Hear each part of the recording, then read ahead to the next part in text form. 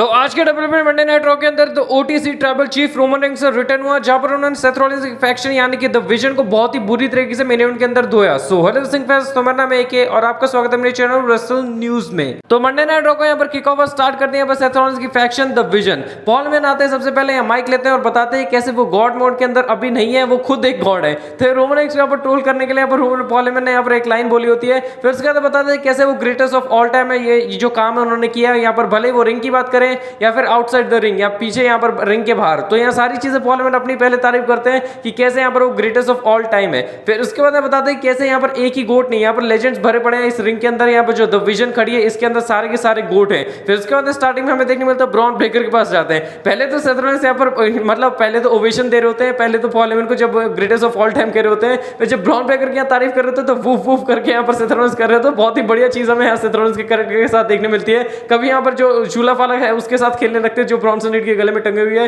फिर यहाँ पर ब्रॉन ब्रेकर को इंट्रोड्यूस करते बताते हैं कैसे यहाँ पर मल्टी टाइम यहाँ पर जो रेसलमैनिया मेन इवेंटर है, ये फ्यूचर स्टार है ब्रॉन ब्रेकर, बहुत ही अच्छी तरीके से उनको इंट्रोड्यूस करते हैं। फिर उसके बाद यहाँ पर जाते हैं ब्रॉन्सन रीड के पास। फिर ब्रॉन्सन रीड को बताते हैं कैसे ओनर ऑफ शूला फाला ये ट्राइबल थीफ है और यहाँ पर इसने रोमन रेंस को बहुत ही बुरी तरीके से यहाँ पर जीना हराम कर रखा है, पूरी तरीके से डिस्ट्रॉय कर देता है। और यहाँ ब्रॉन ब्रेकर के बारे में एक और लाइन बोलते हैं कि कैसे जो ब्रॉन ब्रेकर है यहाँ पर डरा रखा है रोमन रेंस को स्पीयर के नाम से। किसी ने सोचा नहीं होगी रोमन रेंस यहाँ पर स्पीयर से डरेगा, जो कि ब्रॉन ब्रेकर ने काम करके दिखाया। तो ब्रॉन्सन रीड और ब्रॉन ब्रेकर की अच्छी तरीके से यहाँ पर तारीफ कर लेते हैं। फिर उसके बाद यहाँ पर जो ओटीसी के चैंट्स लगने लगते हैं, जो ओटीसी के चैंट्स हैं यहाँ पर, फिर पॉल मैन बोलते हैं कि कैसे मेरे को पता है ओटीसी नहीं कह रहे हैं, यहाँ पर पॉल ई करके यहाँ पर कॉल कर रहे हैं। फिर जो क्राउड है पॉल ई के यहाँ पर चैंट लगाने लगता है। फिर उसके बाद यहाँ पर जो पॉल मैन है फिर वो बोलते हैं अब मैं इंट्रोड्यूस करता हूँ लेडीज एंड जेंटलमैन। फिर उसका बोलते हैं the revolutionary, the visionary, the evolutionary. अच्छी तरीके से सेथ रॉलिंस के यहाँ पर अच्छी तरीके से बोलते हैं, या जो उनके एवोल्यूशनरी उन्होंने नया ऐड किया हुआ रेवोल्यूशनरी और विजनरी के साथ। फिर यहाँ पर बोलते हैं reigning defending undisputed WWE world heavyweight champion Seth freakin Rollins. और इतनी बढ़िया तरीके से जब ये जो पॉल मैन बहुत अच्छी तरीके से जब इंट्रोड्यूस कर रहे होते हैं, तो हम एक चीज यहाँ पर नोटिस करेंगे, जब यहाँ पर ये जो चीज अच्छी तरीके से ब्रॉक लेसनर के लिए बोला करते थे या रोमन रेंस के लिए बोला करते थे, तो उस टाइम पे क्या होता था, रोमन रेंस और ब्रॉक लेसनर एकदम ऐसे वाले मतलब जो अपने फेस एक्सप्रेशन देते थे जैसे अगले वाले बंदे को खत्म करके रख देंगे, मतलब पूरे अच्छी तरीके से उस फील्ड में चले जाते थे। बस सेथ रॉलिंस यहाँ पर उठा करते हैं, मतलब जब भी यहाँ पॉल मैन इतनी बढ़िया तरीके से इंट्रोड्यूस करते हैं तो सेथ रॉलिंस यहाँ पर नाचते हैं, उछलते हैं, कूदते हैं, जो कि मेरे को और अलग ही यहाँ पर एलिमेंट देता है। क्योंकि सेम चीज तो यहाँ पर ब्रॉक लेसनर और रोमन रेंस ने पहले भी कर रखी है, क्योंकि उस टाइम पे वो दोनों बहुत ही ज्यादा सीरियस और अच्छे वाला एक्सप्रेशन देते हैं। पर सेथ रॉलिंस यहाँ पर कुछ अलग ही एलिमेंट ऐड करते हैं, पूरे सेगमेंट के अंदर भी सेथ रॉलिंस ही छाए हुए थे। फिर हमने देखने में तो जब सेथ रॉलिंस यहाँ पर कुछ बोलना चाह रहे होते हैं, तभी उतनी देर में यहाँ पर थीम सॉन्ग वेट होता है जे ऊसो का। जे ऊसो वहां पर आते बताते हैं कि कैसे तू, मैं देख रहा हूँ तू कब से यहाँ पर मेरी फैमिली को इंसल्ट कर रहा है और यहाँ पर ये सारी चीजें बकवास करना बंद कर दे। मैं ही वो बंदा हूँ जिसने यहाँ पर गुंथर को टैप आउट किया, तो क्लैश इन पेरिस के अंदर मैं तेरे को बुरी तरीके से धोने वाला हूँ सेथ रॉलिंस। और आज की बात रही तो ब्रॉन ब्रेकर, ये तू एक पप्पी है। मेरे सामने वो बोलते हैं कि कैसे आज मैं तेरे को बता दूंगा कि तू एक पप्पी है और असली डॉग के साथ तू यहाँ पर भिड़ने वाला है। और इतनी अच्छी तरीके से यहाँ पर जो जे ऊसो यहाँ पर ट्रोल कर देते हैं यहाँ पर ब्रॉन ब्रेकर को। फिर उसके बाद यहाँ पर असली काम तो सेथ रॉलिंस करते हैं। आग में घी डालना तो यहाँ सेथ रॉलिंस ने किया। वो बोलते हैं तेरे को पता है वो क्या बोल रहा है, तेरी फैमिली को बकवास बोल रहा है। वो बोल रहे हैं कि तेरे डैड एक लूजर थे, तेरे अंकल एक मोरन थे, तेरी यहाँ पर जो फैमिली है फैट ऐसे से भरी पड़ी है। तो यह सेथ रॉलिंस ने बहुत ही बुरी तरीके से ब्रॉन ब्रेकर है उनको यहाँ पर उभरा दिया, मतलब कहने का आग में घी डाल दिया। ऐसे इतनी बड़े बड़े बातें यहाँ पर बोली, बताते ही कैसे जे ऊसो को यहाँ पर ये सारी बकवास कर रहा है, तो उसको आज यहाँ पर सबक सिखाने वाला है। तो Bron Breakker out of control चले जाते हैं। फिर उसके बाद यहाँ पर देखने मिलता है सेथ रॉलिंस ब्रॉन्सन रीड और पॉल मैन मिलकर यहाँ ब्रॉन ब्रेकर को रोकते हैं कि अभी नहीं, यहाँ पर बाद में जाके लड़ना। और बाकी जे ऊसो को भी एक्सप्रेशन वो देखने मिल रहे थे कि कैसे यहाँ पर जो सेथ रॉलिंस यहाँ पर चिढ़ा रहे हैं, मतलब आग में घी डाल रहे हैं। इतना तो कुछ यहाँ पर बोला भी नहीं था जे ऊसो ने जितना यहाँ पर सेथ रॉलिंस ने बड़ा चढ़ा के बता दिया। फिर जब उसके बाद यहाँ पर हमें देखने मिलता है जब रोक लेते हैं यहाँ पर ब्रॉन ब्रेकर वहां नहीं जा रहे होते हैं, तो पॉल मैन आते हैं, माइक लेते हैं। वो बोलते हैं कि आज यहाँ पर एक्सट्रीम रूल्स मैच होने वाले हैं, यहाँ पर ऑफिशियल कर देते हैं। और यहाँ पर पहले तो ECW के जो बड़े बड़े लेजेंड्स हैं यहाँ पर बताते हैं, जो डडली बॉयज हैं, द ग्रेट लेट साबू, यहाँ पर अच्छी तरीके से यहाँ पर सारे अच्छी तरीके से रॉब एंड डैम, यहाँ पर सारे अच्छे जो भी बड़े बड़े लेजेंड्स हैं उनका नाम मेंशन करते हैं। फिर उसके बाद जो टॉमी ड्रीमर है, टॉमी ड्रीमर का भी नाम यहाँ बोलते हैं द लेट टॉमी ड्रीमर। पर यहाँ पर जो पॉल मैन और टॉमी ड्रीमर के बीच में टेंशन है, तो उसके हिसाब से उसको मैं अलग वाली वीडियो में बताऊंगा। वो बोलते हैं द लेट टॉमी ड्रीमर। हाँ मेरे को पता है वो यहाँ पर मरा नहीं है, पर उसको मर जाना चाहिए था। मतलब इतना बड़ा यहाँ पर जो स्टेक है, इतनी बड़ी बात यहाँ पर पॉल मैन ने बोल दी यहाँ पर माइक के ऊपर। फिर इसके बाद यहाँ पर हमें देखने मिलता है जो ब्रॉन ब्रेकर है वो असली एक और बढ़िया काम करते हैं। फिर पॉल मैन के पास आते हैं ब्रॉन ब्रेकर और वो बोलते हैं वो अभी तक मरा नहीं। मतलब ये और भी ज्यादा फनी था, मतलब जिस तरीके से हम ब्रॉन ब्रेकर आके बोलते हैं पॉल मैन को, पूछते हैं कि वो अभी तक मरा नहीं है क्या, तो वो अलग ही यहाँ पर और भी ज्यादा फन एलिमेंट यहाँ पर ऐड करता है। और बहुत ही बढ़िया सेगमेंट था, बहुत ही बड़े तरीके से हमें देखने मिलता है कि जो रॉ की स्टार्टिंग, रॉ को किक ऑफ बहुत ही बढ़िया वाले सेगमेंट के साथ किया जाता है। फिर जे ऊसो बोलते हैं कि मैं एक्सट्रीम रूल में यहाँ पर मिलूंगा, 1 वर्ड 4 लेटर्स 1 वर्ड ईट करके यहाँ पर चले जाता है और बहुत ही बढ़िया तरीके से हमें जो रॉ का मतलब जो पेस है वो पकड़ती हुई दिखती है। कहाँ यहाँ पर स्मैकडाउन चल रहा है, यहाँ पर मेन इवेंट के अंदर रोमन रेंस आ रहे हैं। स्टार्टिंग में इतना बढ़िया सेगमेंट हमें देखने मिल रहा है जहाँ पर बहुत ही अच्छी तरीके से तीनों चारों का कैरेक्टर डेवलप हो रहा है और हमें स्मैकडाउन में कुछ देखने नहीं मिलता, सारी चीजें रॉ के अंदर देखने मिलती है।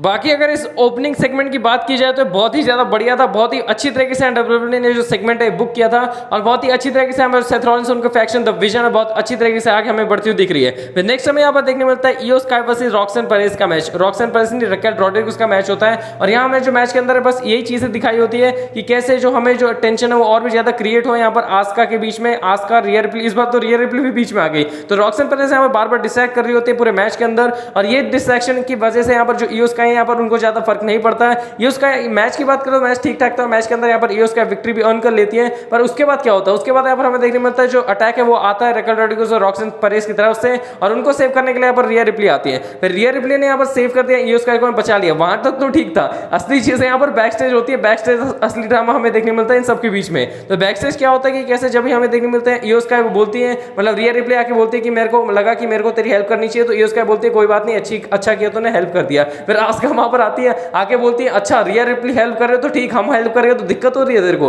फिर इस तरीके से यहाँ पर देखने मिलता है जो रियर रिप्ले और आस्का आपस में भिड़ने लगती है और एक दूसरे के ऊपर चिल्लाने लगती है। फिर बीच में ये उसका यहाँ जो बच्चे यहाँ पर रूट के नहीं चले जाते, वैसे यहाँ पर ये उसका बच्चियों की तरह रूट के वहां से चली जाती है। फिर उसके बाद यहाँ पर हमें देखने मिलता है जो आस्का है वो यहाँ पर रियर रिप्ले को बोलती है हमारे बिजनेस से दूर रहे, stay out of my business, stay out of our business. ऐसा करके यहाँ पर आस्का भी चली जाती है या कायरी सेन यहाँ पर रोने को हो रही होती है, रियर रिप्ले अलग ही गुस्से में बोलती है कहाँ फंस गई, मतलब अलग ही सीन चल रहा है इन सबका और बहुत ही इंटरेस्टिंग यहाँ पर चीज डेवलप हो रही है। नेक्स्ट टाइम हमें देखने को मिलता है जो न्यू डे और ग्रेसन वॉलर, बाकी इनके साथ क्या हो रहा है वो अलग ही सीन है, मतलब अलग ही सिनेरियो चल रहा है। अभी तक यहाँ पर दुख मना रहे कि कैसे यहाँ पर चैंपियनशिप लूट गए, भाई बहुत टाइम हो गया उसको छोड़ दो। तो फिर उसके बाद मैच मेन चीज तो ये होती है क्योंकि हमें यहाँ देखने मिलने वाला था पेंटा और जेवियर वुड्स का मैच, तो उसी को सेटअप करने के लिए यहाँ पर हमें स्टार्टिंग में आते हुए दिखती है यहाँ पर new day and Grayson Waller. उसके बाद पेंटा आता है और मैच है वो स्टार्टअप हो जाता है। बाकी ऑस्टिन थ्योरी का पता नहीं है, वो अभी इंजर्ड है, पर अगर WWE उनके रिटर्न को एकदम बहुत ही बढ़िया तरीके से प्लान करे, पहले तो ग्रेसन वॉलर के साथ निपटे, यही होने वाला है मोस्ट प्रोबेबली। अगर ना निपटे तो कोई बड़े यहाँ पर प्लान में डाला चाहिए जब ऑस्टिन थ्योरी अपना रिटर्न करे। तो ऑस्टिन थ्योरी के ऊपर यहाँ पर जो नजरें वो जमी रखी है क्योंकि वो अभी इंजर्ड है, तो कुछ बड़ा यहाँ पर कर सकती है। बाकी मैच की बात करें तो पेंटा जीत जाते हैं। नेक्स्ट हमें यहाँ बैक स्टेज सेगमेंट देखने मिलता है, जैकी रेडमैन आके यहाँ पर शीमस को पूछ रही होती है कि क्या कहना है, ये जो सारी चीजें हैं बहुत ज्यादा इंटेंस हो रही हैं और यहाँ पर वो बोलते हैं कि वीक आफ्टर वीक ऐसा करके आप जो शीमस बोलते हैं banger after banger after banger, उसी चीज को कॉपी करते हैं। फिर शीमस बोलता है मेरी चीज की कॉपी कर रही है। फिर उसके बाद यहाँ पर जैकी रेडमैन बोलते हैं मेरे को बढ़िया लगता है इसलिए मैंने किया। फिर उसके बाद शीमस बोलते हैं हाँ मेरे को पता है पर इसके जो कॉन्सिक्वेंसेज बहुत बुरे होंगे अगर रूसेफ भी करता गया। फिर उसके बाद देखने मिलता है रूसेफ पीछे से आ जाते हैं, फिर वापस से लड़ने लगते हैं, या फिर हमें देखने मिलता है एडम पेस आता है। एडम पेस यहाँ पर ऑफिशियल कर देते हैं कि हमें यहाँ पर शीमस वर्सेस रूसेफ देखने मिलने वाला एक डूनी ब्रूक्स मैच में, जो कि ओल्ड स्टाइल होता है, जो कि बहुत ही बढ़िया यहाँ पर हमें मैच देखने मिलने वाला। बाकी एडम पेस का तो जो मुंह है वो रोने जैसा हो गया इन दोनों को संभालते संभालते। अगर आपको ये नहीं पता है मैच कैसा होता है, इसमें जो आयरिश चीजें होती है, मतलब आयरिश तरीके से यहाँ पर रिंग को सजाया जाता है, रिंग के आसपास की चीजों को, और बाकी बहुत बढ़िया हो गया जो भी हो गया। इनका मैच बहुत ही बढ़िया होने वाला है, एक बैंकर मैच यहाँ पर लोड हो चुका है। नेक्स्ट हमें यहाँ पर देखने मिलता है एक मैच, एक टैग टीम मैच होता है जहाँ पर ड्रैगन ली एंड यहाँ पर मिस्टर इग्वाना का ऑफिशियल यहाँ पर रॉ में भी डेब्यू हो चुका है, स्मैकडाउन के अंदर तो कर ही चुके थे, तो हमें यहाँ पर उनका वापस से डेब्यू देखने मिलता है और ये टैग टीम मैच होता है Finn Balor and JD McDonald versus Iguana and या ड्रैगन ली। बाकी मैच की बात करें तो मैच में जब भी इग्वाना होता है तो बड़े बड़े सेगमेंट होते हैं। एक टाइम तो देखने मिलता है जेडी मैकडोनाल्ड यहाँ पर उनके इग्वाना के साथ खेल रहे होते हैं, मतलब बढ़िया ही चीज चल रही होती है जो भी है। और बाकी डोमिनिटो आपको पता है जो फिन बैलर का नया वो जो पपट है, उन्होंने वो तो नहीं लेके आया इस वाले टैग टीम मैच के अंदर, पर ये ट्रिपल महीने के अंदर जब लेके आए तो बहुत ही बढ़िया, मेरा one of the great movement लगा मेरे को तो फिन बैलर का, जहाँ डोमिनिटो लेके आते हैं। बाकी फिर अगर बात करें तो डोमिनिक मिस्टेरियो यहाँ पर मतलब जीत तो जाता है Finn Balor and JD McDonald. इसके बाद देखने मिलता है वाइकिंग को आके यहाँ पर जो हमारे ट्रिपल ए के चैंपियन है वो आते हैं, वो ये मदद करने के लिए जब पिट रहे होते हैं ड्रैगन ली और इग्वाना। फिर डोमिनिक मिस्टेरियो यहाँ पर आ जाता है, फिर यहाँ बुरी तरीके से तीनों को धो देते हैं और आखिरी में स्टैंड टॉल करते हैं जजमेंट डे। फिर नेक्स्ट हमें यहाँ पर एक बैक स्टेज सेगमेंट देखने मिलता है जहाँ पर एलए नाइट से पूछा जा रहा है कि ये जो सेथ रॉलिंस ने सारी चीजें की है इसके बारे में क्या कहना। फिर एलए नाइट पर जब आगे कुछ बताने जा रहे होते हैं उतनी देर में सीएम पंक आ जाते हैं। फिर सीएम पंक जेके रेडमैन को बोलते हैं कि तुम यहाँ से जा सकती हो। फिर उसके बाद बोलते हैं एलए नाइट नहीं, तू इधर ही खड़ी रहेगी, तू इधर से यहाँ पर इंटरव्यू लेगी हमारा। फिर उसके बाद देखने मिलता है सीएम पंक बोलते हैं कि हमें एक साथ आ जाना चाहिए क्योंकि यहाँ पर जो सेथ रॉलिंस और उनके जो फैक्शन है उसमें नंबर गेम्स हमें हैवी पड़ने वाले हैं, और बता दें जो जेउसो का मैच होने वाला है तो उसको भी यहाँ पर दिक्कत आने वाली है और वो पक्का कुछ ना कुछ चूल करने वाले हैं। फिर एलए नाइट बोलते हैं कि कैसे तू बोल रहा है ना कि हमें प्रॉब्लम्स दूर रख के यहाँ पर अलग से हमें जाना चाहिए, एक साथ रहना चाहिए। और मैं एक बात बता दूं, मेरे को तेरे से कोई प्रॉब्लम है नहीं, दिक्कत ये है कि तूने यहाँ पर मेरे को 2 बार यहाँ पर हर बार जब भी मेरे को चैंपियनशिप मैच मिलता है तो हमेशा अपनी नाक लेके आ जाता है, बीच में अड़ा देता है, टांग अड़ा देता है और उसके बाद जिसकी वजह से मैं चैंपियनशिप मैच हार जाता हूँ। मेरे को यहाँ पर तेरे से दिक्कत नहीं है, पर जो चीजें तूने की है मेरे को उस चीजों से दिक्कत है। फिर इसके बाद यहाँ पर देखने मिलता है जो एले नाइट है वहां से चले जाता है, बोलते हैं कि तू ये बोल रहा है ना, फिर सीएम पंक बोलते हैं कि कैसे, मेरे को तो कोई दिक्कत नहीं होगी, मैं तो क्लैश इन पेरिस में चले जाऊंगा, पर अपना देख लेना। फिर एले नाइट बोलते हैं कि भाई मेरा छोड़ दे, मैं वहां पर क्लैश इन पेरिस के अंदर जाने में वाला हूँ और चैंपियन भी बनने वाला हूँ, एल ए नाइट ये, और ऐसा करके यहाँ पर एले नाइट वहां चले जाते हैं। फिर नेक्स्ट हमें यहाँ पर देखने मिलता है नेटालिया वर्सेस बेकी लिंच का मैच होता है for the women's intercontinental championship. ये मैच आपको पता है बस ऐसे ही सेटअप किया गया था, क्योंकि हमें पता है जो निकी बेला और बेकी लिंच की जो फ्यूड है वो आगे चलने वाली है। बस ये मैच के अंदर पता था जो रिजल्ट है वो क्या होने वाला है। आखिरी में डिसम्बर लगा के हरा देती है बेकी लिंच नेटालिया को। फिर मैक्सिन डुप्री आती है, उनको भी डिसम्बर लगाती है। फिर उसके बाद हमें देखने मिलता है निकी बेला सेव करने के लिए आती है और अपना फिनिशर लगाती है, और निकी बेला ने यहाँ पर स्टेटमेंट दे दी है कि वो यहाँ पर खतरनाक अभी भी बहुत अच्छी तरीके से रेसल कर सकती है, भले ही वो उनका एरा ना चल रहा पर वो अपना एरा वापस लाने को तैयार है। फिर नेक्स्ट हमें यहाँ पर बेली का एक पैकेज देखने मिलता है, वीडियो पैकेज, यहाँ पर बेली को वॉइस सुनाई दे रही है जैसे रैंडी ऑर्टन को सुनाई देती है। तो यहाँ पर एकदम एक तरीके से कहेंगे जो डिंग डोंग वाली जो हील बेली है उनका यहाँ पर हमें रिटर्न देखने मिलने वाला है, और हील टर्न होने वाला बेली का जल्दी। और यहाँ बेली का जो बढ़िया वाला वीडियो पैकेज है बहुत ही अच्छा लगा मेरे को देख के, एक अलग ही हमें वुमेन्स डिवीजन के अंदर रैंडी ऑर्टन मिल चुकी है जो कि और भी ज्यादा बढ़िया इस चीज को बनाता है। नेक्स्ट हमें यहाँ पर देखने मिलते हैं नेओमी आती है। नेओमी यहाँ पर बहुत ज्यादा इंपॉर्टेंट अनाउंस करने वाली थी, तो उन्होंने यहाँ पर अनाउंस किया कि कैसे वो प्रेग्नेंट है, और यहाँ पर हमें देखने मिलेगा जो नेओमी अपनी जो चैंपियनशिप रिलीज करने वाली है। बाकी यहाँ पर ओटीसी चैंट्स वगैरह लग रहे थे, यहाँ बेबी उसो के चैंट लग रहे थे, बहुत सारी चीजें हुई। बाकी नेओमी ने भी बहुत सारी चीजें कही कि कैसे यहाँ पर हमें देखने मिलने वाला है बेबी उसो आने वाले हैं, ब्लड लाइन और भी ज्यादा आगे बढ़ने वाली है, और अच्छी तरीके से बोलते हैं कि कैसे बिग जिम को यहाँ नेटफ्लिक्स ज्यादा पसंद आ गया तो इसकी वजह से यहाँ पर ये सारी चीजें हुई है। बाकी बहुत ही बढ़िया फनी फनी चीजें कही, और लास्ट में बोलते हैं कि कैसे ही जब मैं वापस से आऊंगी तो फिर भी उनको यहाँ पर कॉशन के साथ रहना पड़ेगा क्योंकि नेओमी वापस से आने वाली है। तो रिलिंक्विश करके यहाँ टाइटल चली जाती है, और नेओमी ने एकदम बढ़िया वाला हमें सेगमेंट यहाँ पर दिया, बहुत ही अच्छा सेगमेंट देखने मिला। फिर सीधा हमें यहाँ देखने मिलता है रॉ का main event, J Uso versus Bron Breakker in extreme rules match.